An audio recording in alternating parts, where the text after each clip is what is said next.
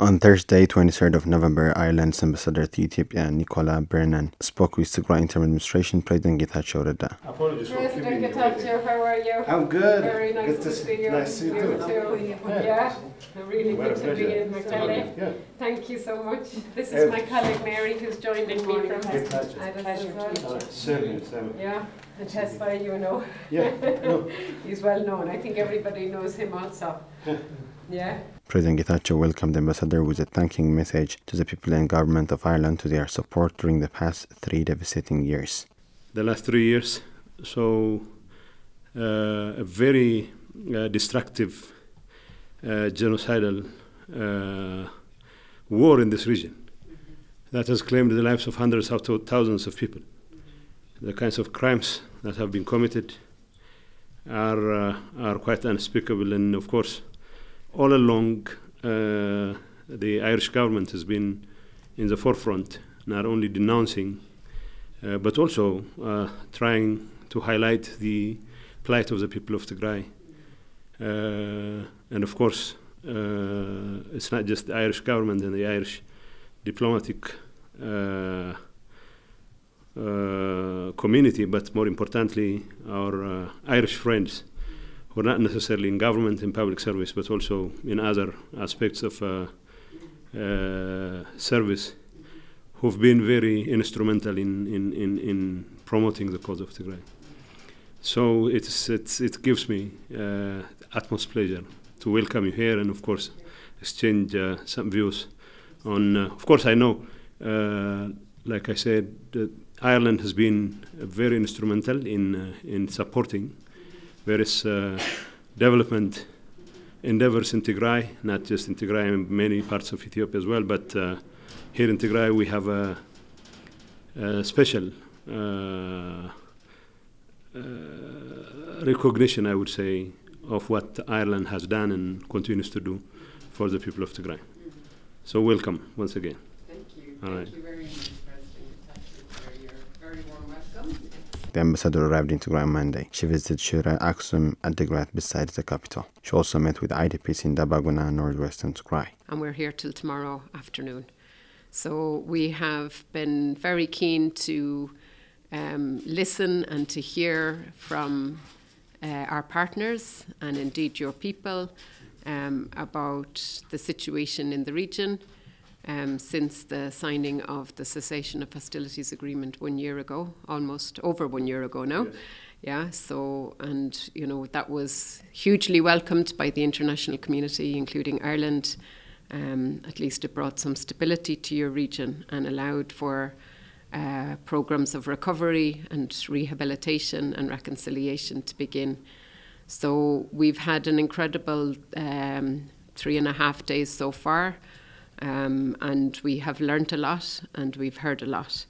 And it'll be very good to engage with you in talking about that. I'm also here to see what Ireland can do to support the region in terms of its rehabilitation and recovery. As you indicated, we have a very long-standing relationship with the region, going back over many, many years. Indeed, we have a team here, and it was good to see them also. And we are now looking at what we can do moving forward that will support. We've been obviously supporting the humanitarian response over the last number of years.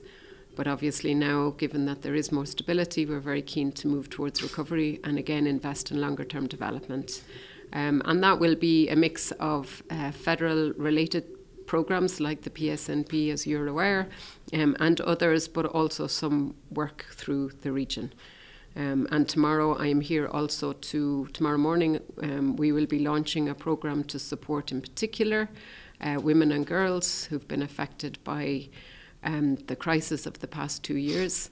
And we're very heartened to see some of the work that's being done in support of women and girls already. We've visited a number of centres in our trip over the last few days, and we really hope to scale that up even further, given the need that women and girls have, and it really needs to be part of the whole recovery response in the region.